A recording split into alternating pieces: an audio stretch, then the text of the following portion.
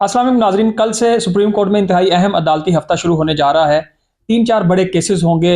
आइनी बेंच के हवाले से जुडिशल कमीशन का इजलास होना है। इसके में क्या आइनी बेंच का सरबराह कौन हो सकता है, कोई सरप्राइज़ हो सकता है। वसीम मलिक साहब मेरे साथ होंगे और साथ में इस वक्त चीफ जस्टिस के खिलाफ बड़ी प्रोपेगेंडा एक मुहिम चल रही है। कल से जब उन्होंने एक जेल में इस्लाहात के हवाले से एक कमेटी बनाई जिसमें तहरीक इंसाफ की खतीजा शाह की तस्वीर ने इस वक्त काफ़ी ज़्यादा तहलका मचाया हुआ है और बहुत सारे लोग जो कल तक इससे पहले तक एक हफ्ता अभी चीफ जस्टिस को हुआ आए हुए, वो लोग जो जैसे याह्या अफरीदी के गुण गाते थे, एकदम से ऐसा क्या हुआ कि तमाम हुकूमती उम्मीदों पे पानी फिर गया। और जिस तरह से तकर्री की गई थी 3 सीनियर जजेस में से जैसे याह्या अफरीदी की, तो जो तवक्कात थी हुकूमत की, तो क्या वो एक हफ्ते में ही ख़त्म होती दिखाई दे रही हैं। वसीम मलिक साहब, पहले तो हमें ये बताइएगा, पहले इस पर बात कर लेते हैं कि कल जो इस्लाहात जेल के हवाले से चीफ जस्टिस ने एक मीटिंग की, उसमें खतीजा शाह की तस्वीर के हवाले से अब तक भी बहुत सारे लोग ट्रोल कर रहे हैं, प्रोपेगेंडा कर रहे हैं। जो गुण गा रहे थे चीफ जस्टिस के, वो भी अब काफ़ी ज़्यादा तनकीद कर रहे हैं। इसमें दो चीज़ें हैं। पहली बात ये कि बदकिस्मती ये है कि इस मुल्क की फ़ौजी इस्टेब्लिशमेंट से लेकर वफाकी हुकूमत को और फिर उनके जो हामी सहाफ़ी हैं, उन्हें एक ऐसे किरदार की लत पड़ चुकी थी, आदत पड़ चुकी थी, जो पाकिस्तान की 77 साला अदालती तारीख़ का एक स्याह तरीन किरदार था, जिसका नाम काजी फैज़ ईसा था। और उसमें वो जिस कदर ज़ाती दुश्मनी में, कीने में, बुग़्ज़ में, अनाद में अंधा होकर आइन और कानून को पामाल करके एक सियासी जमात के ख़िलाफ़ इस मुल्क की फ़ौजी इस्टेब्लिशमेंट और हुकूमत की बी टीम बनकर किरदार अदा कर रहा था, तो इन सब के लिए बहुत अच्छा था। और दूसरी बात ये कि अब कल की जिस तस्वीर पर इतना रोला पड़ रहा है, मुझे एक बात बताइए, उस तस्वीर में पाकिस्तान तहरीक इंसाफ की कोई रहनुमा है खतीजा शाह? 9 और 10 मई में वो एहतजाज करने के लिए बाहर निकली थी और रियासत जो है उन्हें उनके लिए खातून जो है उनका एहतजाज उन्हें बर्दाश्त नहीं हुआ। जहाँ और भी पाकिस्तान तहरीक इंसाफ की बेपनाह ख़वातीन जो हैं जिनके ख़िलाफ़ मज़ालिम की एक पूरी लंबी दास्तान है, उनमें खदीजा शाह एक थी जो जेल में रह के आईं। वहीं मुस्लिम लीग नून के सेनेटर आज चीमा बैठे हुए हैं, तो वो उनको नज़र नहीं आ रहे। इसकी बुनियादी वजह यह है कि जस्टिस याह्या अफरीदी जब वो चीफ जस्टिस पाकिस्तान बने, मतलब कोई एक्सपेक्ट नहीं कर रहा था, एटलीस्ट मैं तो नहीं कर रहा था, कि वो जो गुज़श्ता एक हफ़्ते के दौरान, यानी कि एक हफ़्ता, आज गालिबन उनका 8वां या 9वां दिन बनता है बतौर चीफ जस्टिस पाकिस्तान का हल्फ उठाने के बाद, मगर 5 अदालती दिन बनते हैं जो सुप्रीम कोर्ट ऑफ पाकिस्तान में थे। उसमें जो उन्होंने इंतज़ामी साइड के इक़दाम किए, काजी फैज़ ईसा के फ़ैसले जो हैं वो अंडू किए, गुस्सा वो था, उस पर तनकीद इसलिए नहीं की जा रही थी कि क्योंकि वो लोग भी जानते थे कि वो काजी फैज़ ईसा के गलत इक़दाम हैं, मगर उनकी शान में कसीदे तो आज तक भी पढ़े जा रहे हैं। तो मुझे लगता है कि कहीं ना कहीं वो गुस्सा निकाला गया है जो जस्टिस मंसूर अली शाह, जस्टिस मुनीब अख्तर को पहले 3 रुकनी प्रैक्टिस एंड प्रोसीजर कमेटी में शामिल करना, फिर जो अल्टरनेटिव डिस्प्यूट रेजोल्यूशन ADR की कमेटी थी उसमें जस्टिस मंसूर, जस्टिस आयशा और जस्टिस शाहिद वहीद को बिठाना। उसके बाद फिर हमने देखा कि काजी फैज़ ईसा साहब के वो इंतज़ामी फ़ैसले जिसमें मंसूर अली शाह साहब के रिसर्चर जो थे उन्हें वापस भेज दिया गया था, जस्टिस याह्या अफरीदी का उन्हें वापस लाना, फुल कोर्ट का इजलास होना, तो इन तमाम तर इक़दामात से ये लोग खुश तो कतन नहीं थे, लेकिन एक मौके की तलाश में थे। और वो मौका इसलिए मिला कि अब ये रंग दिया जा रहा है कि जी खदीजा शाह उसमें क्यों मौजूद थी, वो तो 9 और 10 मई की मुलज़मा हैं। पंजाब में ही जस्टिस याह्या अफरीदी को जेल रिफॉर्म्स क्यों नज़र आए? पंजाब में तो 9 और 10 मई के जो वाक़यात में मुलव्विस मुजरिम हैं वो इस वक्त कैद हैं, तो जस्टिस याह्या अफरीदी जो हैं वो सहूलतकारी कर रहे हैं पाकिस्तान तहरीक इंसाफ की। तो इस तरह का जो प्रोपेगेंडा है वो किया जा रहा है। बहरहाल अब ये मैं इसे कोई ख़ास इक़दाम नहीं समझता कल वाला, ये मुझे कॉस्मेटिक मैयर्स इसलिए नज़र आते हैं। अल्लाह करे कि इस बार ऐसा हो, मगर इससे कबल भी हमने देखा था कि चीफ जस्टिस उमर अता बंदयाल थे, chief justice Islamabad high court justice जो अतर बिरला थे, ये जेलों में जाते थे, जेलों का दौरा करते थे, जेल रिफॉर्म्स के हवाले से ये भी बात करते थे। जस्टिस याह्या अफरीदी का जो मेजर है वो फ़ौजदारी मामलात हैं और उसके वो माहिर जज समझे जाते हैं, तो उन्होंने कोशिश ज़रूर की है कि जैसे ATC के इंतज़ामी जजेस का उन्होंने इजलास तलब किया हुआ है, उसमें असल 9 मई का जो मुद्दा है वो ज़्यादा डिस्कस होगा उस रोज़, या फिर कल जो उन्होंने जेल इस्लाहात के हवाले से एक ज़ैली कमेटी तश्कील दी और मामलात चलाए। और इतलात ये है कि जो इंतज़ामी जजेस हैं ATC के, उनको कारकर्दगी रिपोर्ट के साथ जो 7 नवंबर को बुलाया गया है, एक तो उसमें 9 मई के मामलात ऑब्वियस है डिस्कस होने हैं, दूसरा उसमें हम ये भी देखेंगे कि 9 मई के मामलात में जो पंजाब में मातहत अदलिया या इंसदाद दहशतगर्दी अदालत के जज लगाए गए थे, पहले तो 1-1 साल उनका केस ही नहीं सुना गया। उसके बाद justice Shahzad Ahmad Khan Lahore high court के चीफ जस्टिस बनते हैं, पंजाब में एक पावरफुल एडमिनिस्ट्रेटर होते हैं, तो उन्होंने उस वक्त की हुकूमत से लड़ के स्टैंड लेकर تگڑے جو جج ہیں جو عدلیہ میں مداخلت برداشت نہیں کرتے تھے، انہیں استبداد دہشت گردی عدالت کا جج لگایا۔ پھر ہم نے دیکھا کہ جہاں ایک سال سے ضمانت کے مقدمے نہیں لگ رہے تھے، سرگودا کے ATC کے جج محمد عباس، انہوں نے میاں والی میں جو 9 اور 10 مئی کے ملزمان تھے ان کے 2 مقدمات، ایک میں 35 لوگوں کو اور ایک میں 25 لوگوں کو انہوں نے بری کر دیا۔ اب پروسیکیوشن کے پاس کوئی ثبوت ہی نہیں تھا۔ تو جہاں اس ملک کی جو ریاست ہے وہ 9 اور 10 مئی کو جوڑتی ہے ملک دشمنی سے، غداری سے، ادارے میں بغاوت سے، حالات یہ ہیں کہ ان کی جو پروسیکیوشن ہے وہ دہشت گردی 780 تک ثابت نہیں کر پائی۔ یہ ٹرائل کورٹ سے ہوتے ہوئے معاملات کچھ ہائی کورٹ میں پہنچے، ہائی کورٹ سے کچھ ضمانتوں کے کیس تھے، راولپنڈی حمزہ کیمپ کے 5 ملزمان، سپریم کورٹ میں معاملات آئے، جسٹس جمال مندوخیل اس بینچ کی سربراہی کر رہے تھے۔ تو ہم نے وہاں پہ دیکھا کہ جو پنجاب کی پروسیکیوشن ہے ان کے پاس سوائے جیو فینسنگ کے کوئی اور ثبوت جو ہے وہ نہیں تھا، جس کی بنیاد پر جو ہے ایکویٹل بھی ہو رہے ہیں، ضمانتیں بھی ہو رہی ہیں۔ اور پھر آپ نے دیکھا کہ پنجاب میں ہی غالباً عمران خان کے اوپر 5 9 مئی کے مقدمات، گزشتہ روز ان کی ضمانت کی سماعت تھی، 12ویں مرتبہ بھی پروسیکیوشن جو ہے وہ دلائل نہیں دے سکی۔ تو یہ تمام تر معاملات ہیں۔ تو اس میں ہماری اطلاعات یہ ہیں کہ چیف جسٹس یحییٰ آفریدی جو ہیں اس معاملے کو تھوڑا سنجیدہ لے رہے ہیں، اور اس اجلاس کے بعد جو 7 نومبر کو سپریم کورٹ میں ہونے جا رہا ہے، اس کے بعد جسٹس ملک شہزاد احمد خان جو کہ سپریم کورٹ کے جج ہیں، لاہور ہائی کورٹ کے چیف جسٹس رہے، ان کی جو ایک لیگیسی ہے اینٹائی اسٹیبلشمنٹ، یا اینٹائی اسٹیبلشمنٹ بھی نہیں، جو اس ملک کی اسٹیبلشمنٹ یا بالخصوص خفیہ ایجنسیاں جوڈیشری میں انکروچمنٹ کر کے اپنی مرضی کے جوڈیشل آؤٹ کمز حاصل کرنے کی کوشش کرتی ہیں، تو ان پہ ان کی ایک لیگیسی ہے، ان کے کردار ہے بطور chief justice Lahore high court. تو انہیں اب غالباً یہ چارج جسٹس یحییٰ آفریدی سونپنے جا رہے ہیں،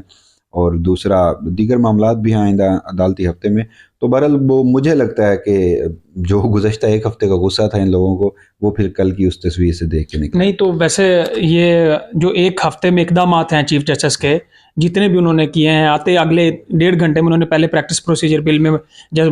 جیسے منیب کو واپس لے آئے، پھر انہوں نے ریسرچر واپس بلائے، پھر انہوں نے جسٹس منصور علی شاہ کو جو انہوں نے شروع میں انہوں نے چیزیں ان کو سینیورٹی بیس پہ چیزیں سونپی ہیں۔ تو یہ حکومتی حلقوں میں پریشانی تو ہے کہ ایک ہفتے میں وہ اقدامات جو تصور نہیں کر رہی تھی، تو اس وجہ سے پریکٹس پروسیجر بل میں ترمیمی بل حکومت کل لے کے آ رہی ہے پارلیمنٹ سے۔ اگر اس میں 5 ججز کر دیے جاتے ہیں تو ساری صورتحال میں پھر باقی 2 ججز مزید ایڈ ہو جائیں گے، تو جو پھر بینچز تشکیل ہوں گے اور یہ چیزیں ہوں گی، تو اس پہ بھی کوئی رولا پڑ سکتا ہے سپریم کورٹ کے ساتھ؟ دیکھیے سپریم کورٹ میں اب اس سے زیادہ مجھے جہاں تک لگتا ہے کہ جو ججز کی تعداد 25 کرنے کے حوالے سے سینٹ کی قائمہ کمیٹی نے منظوری دی ہے، 23 کی اطلاعات تھیں، پھر 25 کر دیا گیا۔ اب کل کے روز وفاقی کابینہ کا اجلاس ہے، غالباً اس میں منظوری ہونی ہے۔ پارلیمان کے اجلاس میں بھی کچھ تبدیلیاں ہوئی ہیں وقت میں، اور اس میں بھی ممکنہ طور پر کل یہ قانون سازی، ایک تو یہ، اور دوسرا انسداد دہشت گردی ایکٹ میں جو ترامیم کی گئی ہیں، سینٹ نے جسے پاس کیا تھا وہ بھی قومی اسمبلی سے منظور ہونا ہے۔ تو ان تمام تر معاملات میں جو اہم میں سارے معاملے میں سمجھتا ہوں وہ جو ججز ہیں سپریم کورٹ کے وہ بڑھانا مقصود ہے، اور پھر 25 کا فگر ہی کیوں؟ تو وہ دیکھا یہ جا رہا ہے کہ سپریم کورٹ آف پاکستان میں 8 ججز تو وہ ہیں جو فیصلہ دے چکے مخصوص نشستوں کا، 3 سے 4 باقی ججز ایسے ہیں جو جسٹس منصور علی شاہ کے ساتھ کھڑے ہیں۔ تو یہ چاہتے ہیں کہ اگر مستقبل میں بھی یہ 26ویں آئینی ترمیم کے باوجود بھی کوئی کسی معاملے پہ فل کورٹ بیٹھتی ہے، تو اس فل کورٹ اجلاس میں کیا ہو کہ ہماری اکثریت ہو۔ اور پھر بدقسمتی دیکھیے اس بار تو یہ بھی پلان کیا جا رہا ہے، چونکہ جوڈیشل کمیشن آف پاکستان میں کوئی بھی حکومت آئے گی جو 26ویں آئینی ترمیم کی گئی ہے، اس میں حکومت کی برتری ہے سمپل میجورٹی سے، تو اب وہ کچھ ایسے لوگوں کو جج لگانا چاہ رہی ہے جو براہ راست وکیل ہوں۔ پہلے تو ہائی کورٹ کے ججز سپریم کورٹ کے جج لگتے رہے ہیں، تو اب کچھ وکلا کو بھی ججز لگانے کی اطلاعات جو ہیں وہ آ رہی ہیں، اور کچھ لوگ تو ہیں جو اپنے قریبی سرکلز میں یہ بتانے بھی لگ گئے ہیں کہ جی ہم سپریم کورٹ آف پاکستان کے جج آ رہے ہیں، کیونکہ اتنے زیادہ 25 ظاہر ہے اگر ججز ہوں گے تو پھر صورتحال تو یہی ہوگی۔ اچھا یہ بتائیں کہ جو جوڈیشل کمیشن کا اجلاس ہونے جا رہا ہے اور آئینی بینچ کا سربراہ کے حوالے سے بھی ظاہر ہے، اور ججز کی بھی کون کون ججز ہوں گے اس کے اوپر بھی معاملہ طے ہوں گے۔ سپریم کورٹ کے جو ججز ہیں، جیسے ابھی آپ نے کہا کہ حکومت کی اکثریت ہے سپریم جوڈیشل کونسل میں، لیکن جب اگر ججز یہ کہیں کہ سینیورٹی بیس پہ منصور علی شاہ یا منیب اختر ان کو آئینی بینچ کا سربراہ ہونا چاہیے، حکومت کے لوگ ظاہر اکثریت میں اگر وہ کسی اور کو کہیں اور چیف جسٹس کی رائے کو تسلیم نہ کیا جائے، تو اس کے درمیان کیا سچویشن ہو سکتی ہے؟ منگل کے روز اجلاس بلایا گیا۔ مجھے تو لگتا ہے جہاں تک وہ میں نے آئین کا آرٹیکل 175 اس 26ویں آئینی ترمیم کے بعد جس صورتحال میں وہ واضح آیا، وہ پڑھا، آئین کا آرٹیکل 191 جو آئینی بینچز کی تشکیل اور باقی معاملات دیکھتا ہے اس کو پڑھا۔ تو سب سے پہلی جو اس کی مختلف پیچیدگیاں رکھی گئی ہیں ڈرافٹ میں، انتہائی سنجیدہ نوعیت کی غلطیاں۔ تو اب تو سب سے پہلے تو اس جوڈیشل کمیشن میں کو بیٹھ کے غالباً کوئی رولز بنانے پڑیں گے، کیونکہ اب آئینی بینچ کے لیے ججز کون سے ہوں گے، ایکس وائی زی، یہ 3 ججز، یہ 5 ججز، یہ 7 ججز اگر آئینی بینچ میں بنانے ہیں تو ان کا نام فلوٹ کون کرے گا، انیشیٹ کون کرے گا، اس حوالے سے آئین مکمل خاموش ہے۔ تو ایک تو یہ پیچیدگیاں جو ہیں غالباً منگل کے روز اس کو دیکھا جائے گا، اور دوسرا مجھے سارے معاملے میں یہ لگتا ہے کہ اس وقت اگر 12 رکنی بینچ بیٹھ رہا ہے، اگر تو سپریم کورٹ آف بینچ نہیں، معذرت کے ساتھ کمیشن، اگر تو سپریم کورٹ آف پاکستان کے جو ججز ہیں، جسٹس منصور علی شاہ، جسٹس منیب اختر اور جسٹس یحییٰ آفریدی، وہ تو ابھی بظاہر سیم پیج پہ نظر آ رہے ہیں۔ جو چوتھے ممبر ہیں وہ جسٹس امین الدین خان ہیں۔ اگر تو چیف جسٹس انہیں اپنے ساتھ ملا لیتے ہیں اور ان 4 ججز کا کنسنسس ہو جاتا ہے کہ ہم نے آئینی بینچز میں یہ ججز بٹھانے ہیں، تو اس میں پھر پاکستان تحریک انصاف کے بھی 2 لوگ جو ہیں اس میں شامل ہیں، تو وہ پھر 12 رکنی جو کمیشن ہے اس میں اگر 6-6 کا معاملہ ٹائی ہو جاتا ہے تو پھر جسٹس یحییٰ آفریدی جو ہیں وہ اگر بار کے کسی ایک ممبر کو اپنے حق میں ووٹ دلوا دیتے ہیں تو پھر تو اس میں حکومت کو سبکی کا سامنا کرنا پڑ سکتا ہے۔ مطلب یہ ایک میں اس وقت پریپوزیشن ڈرا کر رہا ہوں کہ ممکنہ طور پر اگر کوئی پاسبلٹیز ہیں تو وہ کیا نکل سکتی ہیں۔ ادروائز اگر دیکھا جائے تو وفاقی حکومت کی اس میں اکثریت ہے، تو دیکھتے ہیں۔ بہرحال وفاقی حکومت بھی اس حوالے سے بتا چکی، مطلب کچھ لوگ ایسے ہیں جو کہتے ہیں کہ جسٹس منصور اور جسٹس منیب تو ہوں گے نہیں۔ اوبویس ہے اگر جسٹس منصور یا جسٹس منیب سے ہی آئینی بینچ شروع کرنا تھا تو پھر 26ویں آئینی ترمیم کی ضرورت نہیں تھی، تو کیا جسٹس یحییٰ آفریدی ہی ہوں گے یا پھر جسٹس امین الدین خان ہوں گے، اور اس کے بعد پھر معاملات کیا ہوں گے؟ تو بہرحال اب ایک تو سپریم جوڈیشل کونسل کا 8 نومبر کو اجلاس ہے، 7 نومبر کو انتظامی ججز ATC کے ان کا اجلاس ہے، 5 نومبر کو یہ جو جوڈیشل کمیشن آف پاکستان کا اجلاس ہے۔ تو ابھی تک کچھ مطلب 2 چیزیں ہیں، میں ایٹ لیسٹ جو میں یہ تصور نہیں کر سکتا تھا کہ جسٹس یحییٰ آفریدی جو ہے وہ اس حد تک آ کر یہ اقدامات کریں گے، آلدو کہ ان کی ابھی توجہ جو ہے وہ انتظامی اقدامات کے اوپر ہے، جوڈیشل سائڈ پہ وہ نہیں آئے،